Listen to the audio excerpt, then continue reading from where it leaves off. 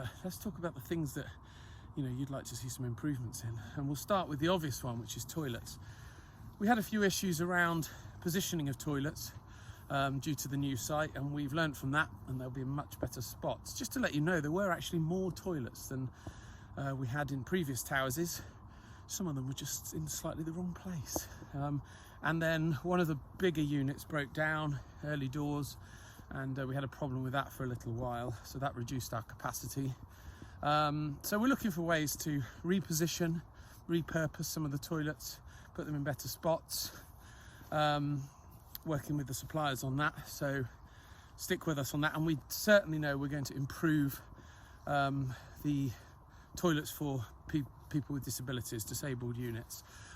They were not good enough, and we've got to work on those, so we will be doing just that. Showers will unfortunately have to remain in the same spot and all be in one block. This is due to our need for getting rid of grey water from the showers, and there's only really one place we can do that from.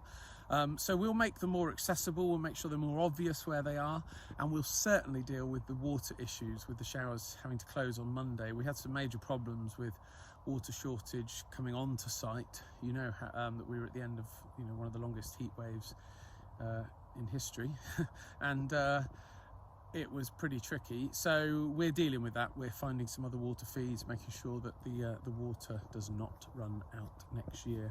While we're on water, we know there were some issues around the taste of the water.